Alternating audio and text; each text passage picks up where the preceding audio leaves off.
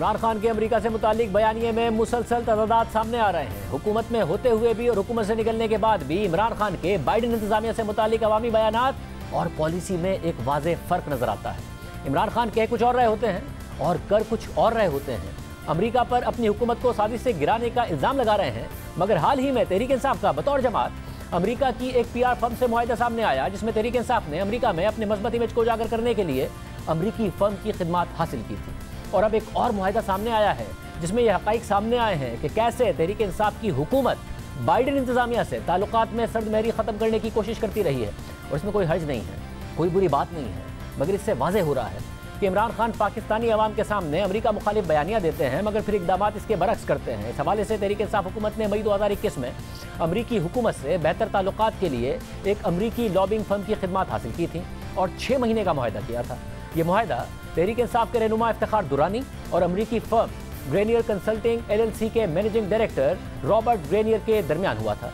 अब अहम बात यह है कि रॉबर्ट ग्रेनियर अमरीकी खुफिया एजेंसी CIA के साबिक अफसर रह चुके हैं। 2001 में 9/11 के बाद अमेरिका ने अफगानिस्तान पर जब हमला किया था तो वो उस वक्त इस्लामाबाद में CIA के स्टेशन चीफ के तौर पर तैनात थे और उस हसास मौके पर अहम तरीन किरदार अदा किया था। फिर 2002 से 2004 तक उन्हें इराक में तैनात किया गया था। अब तहरीक इंसाफ की हुकूमत ने CIA के साबिक एहलकार की फर्म के साथ जो मुआहिदा किया था उसमें पाकिस्तान की हुकूमत की तरफ से तहरीक इंसाफ के रहनुमा इफ्तिखार दुरानी ने दस्तखत किए थे और उन्होंने लॉबिंग फर्म को हुकूमत पाकिस्तान की तरफ से पैसे देने थे। मगर दिलचस्प बात यह है कि उस वक्त इफ्तिखार दुरानी के पास कोई हुकूमती ओहदा नहीं था। मुआहिदे की दस्तावेज़ात में इफ्तिखार दुरानी से मुतालिक लिखा है कि वो तहरीक इंसाफ के रुकन हैं और ये पार्टी की सीनियर क़यादत की हिदायत के मुताबिक काम करते हैं और ये पार्टी इस वक्त हुकूमत में है, इसलिए इफ्तिखार दुरानी पार्टी ओहदेदारों और हुकूमती एहलकारों की हिदायत के मुताबिक काम करते हैं। इसी तरह इफ्तिखार दुरानी की कुछ सरगर्मियों की निगरानी, हिदायत और फाइनेंसिंग हुकूमत पाकिस्तान के एहलकार करते हैं, इसलिए वो उनके भी कंट्रोल में है। इफ्तिखार दुरानी हुकूमत पाकिस्तान की तरफ से फंड्स की अदायगियाँ करेंगे। दस्तावेज़ात के मुताबिक अमरीकी फर्म अमेरिका और पाकिस्तान में पब्लिक और प्राइवेट सेक्टर के अफराद को इंगेज करेगी, उनसे मुशावरत करेगी ताकि ये तयन किया जा सके कि कैसे पाकिस्तान और अमेरिका के दरमियान तामीरी ताल्लुकात को बढ़ाया जा सकता है और इसकी तकमील के हवाले से क्लाइंट और उसके एसोसिएट्स को मशवरे दिए जा सकें।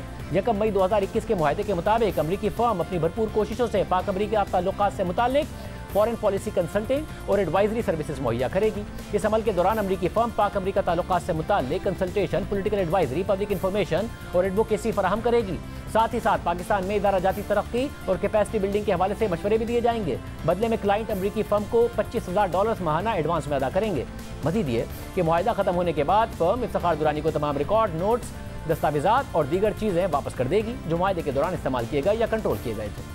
मुआहिदे के आखिरी सफ़े पर रॉबर्ट ग्रेनियर और तहरीक इंसाफ के रहनुमा इफ्तिखार दुरानी के दस्तखत मौजूद हैं। ये मुआहिदा तहरीक इंसाफ की हुकूमत ने मई 2021 में 6 महीने के लिए किया था और ये वो वक्त था जब पाक अमरीका ताल्लुकात सर्दमहरी का शिकार थे, ताल्लुकात में तनाव था। इमरान खान को अमरीकी सदर बाइडेन की कॉल मौसूल ना होने पर मीडिया में खबरें लग रही थी और इमरान खान और उनकी हुकूमत अवामी सतह पर यह तासुर देने की कोशिश करती रही कि अमरीकी सदर फ़ोन नहीं करता तो इससे पाकिस्तान को कोई फ़र्क नहीं पड़ता। ये उनकी मर्जी है कि वो कॉल करें या ना करें, ये उनका मामला है कि वो इसे ज़रूरी समझते हैं या नहीं। मैं किसी फ़ोन कॉल का इंतज़ार नहीं कर रहा। अमेरिका के पॉलिटिकल डायनामिक्स को समझते हैं। ये क्या वजह है कि इतनी अहम ट्रांजिशन होने जा रही है और अमरीकी सदर बाइडेन, वज़ीर-ए-आज़म पाकिस्तान से उन्होंने अभी तक इलेक्ट होने के बाद बात नहीं की है। खुद अमरीकी सेनेटर आवाज़ उठा रहे हैं कि भाई ये कैसे मुमकिन है कि ये हो रहा है, क्यों कर रही है ये इंतज़ामिया, क्या वजह होगी इसकी? अगर नहीं करना चाहते तो good luck, simple as that. इधर कोई नहीं बैठा हुआ इस इंतज़ार में कि कोई बात करे ना करे, नहीं करनी, फाइन। अवामी सतह पर ये बयान दिए जा रहे थे, मगर दूसरी तरफ PTI हुकूमत बाइडेन इंतजामिया से ताल्लुकात बेहतर करने और तनाव खत्म करने के लिए भरपूर कोशिशें भी कर रही थी। यानी तासुर कुछ और दिया जा रहा था और अमली तौर पर कुछ और किया जा रहा था। ये तो थी तहरीक इंसाफ की वो पोजीशन जो हुकूमत में होते हुए अख्तियार की जा रही थी। और दूसरी तरफ हुकूमत के आखिरी दिनों से लेकर आज तक इमरान खान बराह रास्त अमरीका पर तनकीद करते आए हैं, अमरीका पर अपनी हुकूमत ख़त्म करने की साजिश का इल्ज़ाम लगाते आए हैं, मगर ये सब अवामी सतह पर और अवामी प्लेटफॉर्म्स पर करते हैं। लेकिन यहाँ भी तहरीक इंसाफ की बतौर जमात पॉलिसी बिल्कुल मुख्तलिफ है, क्योंकि अवामी सतह पर अपने बयानिए के बरखिलाफ तहरीक इंसाफ अमरीका में अपना इमेज बेहतर करने की कोशिश कर रही है। हाल ही में अमरीका से ताल्लुकात बेहतर करने के लिए और अमरीका में तहरीक इंसाफ की इमेज बिल्डिंग के लिए तहरीक इंसाफ ने अमरीका में पब्लिक रिलेशन की एक फर्म फेंटोनाल्डुक की खिदमत हासिल की हैं, जिसे माहाना $25,000 अदा किए जाएंगे और ये फर्म तहरीक इंसाफ को अमरीका में पब्लिक रिलेशन सर्विस फराहम करेगी, आर्टिकल छपवाएगी, तहरीक इंसाफ के अहदेदारों या हामियों के इंटरव्यूज़ करवाएगी और सोशल मीडिया के हवाले से उन्हें मशवरे देगी। अब ये दोनों मुआहदे आपके सामने हैं। एक में तहरीक इंसाफ बतौर हुकूमत अमेरिका से बेहतर ताल्लुकात की कोशिश कर रही है, तो दूसरे मुआहदे में तहरीक इंसाफ बतौर जमात अमेरिका में अपना इमेज बेहतर करने और राय आमा हमवार करने की कोशिश कर रही है। अब इसमें कोई हर्ज नहीं है। अगर कोई जमात या हुकूमत चाहती है कि अमरीकी मीडिया और अमरीकी सियासतदानों में उसका मस्बत तासुर कायम हो, ताल्लुकात बेहतर हो, तो गलत नहीं है, मगर ये सब खुद तहरीक इंसाफ के अपने बयानिए के खिलाफ है, क्योंकि अवाम में तहरीक इंसाफ अमरीका मुखालिफ जज्बात को भड़काती रही है।